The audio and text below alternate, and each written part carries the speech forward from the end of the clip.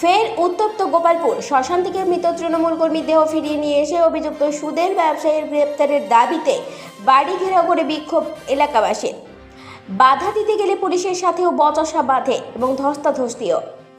ঘটনাস্থলে কাঁকসা থানার বিশাল পুলিশ বাহিনী এবং কমব্যাট ফোর্স। মঙ্গলবার রাত্রে কাঁকসার গোপালপুর উত্তর পাড়ায় সুদের ব্যবসায়ী শম্ভু দাসের বিরুদ্ধে তৃণমূল কর্মী পবিত্র বিশ্বাসকে খুনের অভিযোগ। বুধবার রাতে গা ঢাকা দেয় অভিযুক্ত সুদের ব্যবসায়ী শম্ভু দাস, তার স্ত্রী ও তার দুই ছেলেও। রাতে উত্তেজিত এলাকাবাসী অভিযুক্ত শম্ভু দাসের একটি 4 চাকার গাড়িতে আগুন ধরিয়ে ব্যাপক ভাঙচুর চালায় বাড়িতে। বুধবার সকাল থেকে ফের বুধবার দিনভর উত্তেজনা সামাল দিতে মোতায়েন ছিল বিশাল পুলিশ বাহিনী। মৃতদেহ ময়নাতদন্তের জন্য আসানসোল জেলা হাসপাতালে নিয়ে যাওয়া হয়। বৃহস্পতিবার ময়নাতদন্তের পর মৃতদেহ এলাকায় নিয়ে আসতে ফের উত্তেজনা তৈরি হয়। পুলিশের তৎপরতায় কোনো ক্রমে মৃতদেহ শ্মশানে নিয়ে যাওয়া হলেও ফের শ্মশান থেকে তৃণমূল কর্মীর দেহ নিয়ে আসা হয় অভিযুক্তের বাড়ির সামনে। যতক্ষণ না পর্যন্ত অভিযুক্ত সুদের ব্যবসায়ী শম্ভু দাসকে গ্রেপ্তার করা হচ্ছে, ততক্ষণ পর্যন্ত তারা দাহ করবে না মৃতদেহ। বাড়ির সামনে চলে ব্যাপক উত্তেজনা। বাধা দিতে গেলে পুলিশের সাথে চলে দফায় দফায় বচসা এবং ধস্তাধস্তি। অবশেষে পুলিশ বুঝিয়ে শুনিয়ে মৃতদেহ ফের শ্মশানে পাঠায়।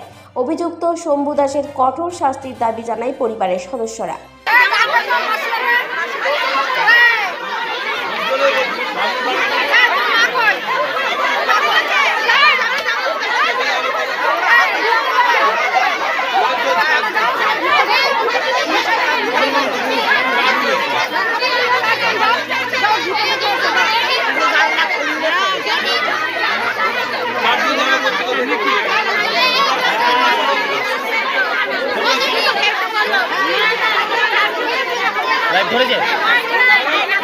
মানে ঢুকতে দিচ্ছিল না, পুলিশের কোনো ভূমিকা নেই। আমরা জোর করে 4 জন, আমার হাজব্যান্ড মানে মৃতর দাদা, ও মাথা উল্টাপাল্টা হয়ে যাচ্ছিল, ও উপরে উঠে গেছে। আমরাও পাগলের মতো হয়ে যাচ্ছি, যদি উপর থেকে যদি পড়ে যায়। দিয়ে আমরা পুলিশকে অনেক অনুরোধ করার জন্য ধাক্কাধাক্কি করার পরে চাবিটা খুললো, ঢুকলাম। পুলিশ আমাদের সঙ্গে 4-5টা ছিল, বললো কোনো জিনিসে হাত দেওয়া যাবে না।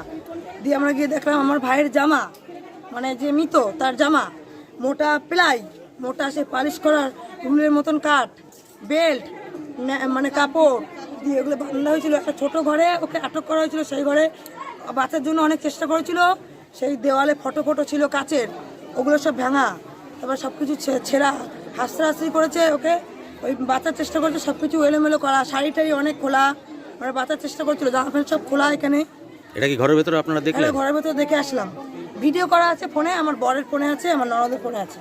পুলিশের ভূমিকা কিছু আমি দেখছি না। এখনো পর্যন্ত মূল অভিযুক্ত গ্রেপ্তার হয়নি শম্ভু দাস? না, কোনো গ্রেপ্তার হয়নি বলে তো আমরা এখান থেকে মাটা উঠাতে চাচ্ছিলাম না। এবার কারা উঠিয়ে নিয়ে গেল অত তো আমি পারছি না, 2-3 দিন ধরে জানি না, উঠিয়ে নিয়ে চলে যাওয়া হলো। আমরা চেয়েছিলাম যে যতক্ষণ না একজন শাস্তি পাবে, চোরা শম্ভু বা যাই হোক যারা ছিল দলে, চোরা শম্ভু 2 ছেলে, আরও নানান কেউ ছিল, 2-3 জন যারা ওকে কাইল করা সম্ভব না।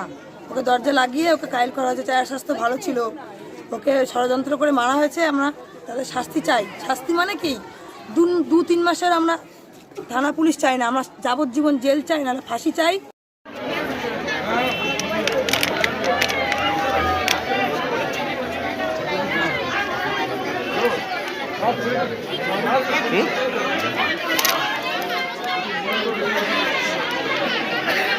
গোপালপুর থেকে কৌশিক বাসুর রিপোর্ট, 99 নিউজ বাংলা।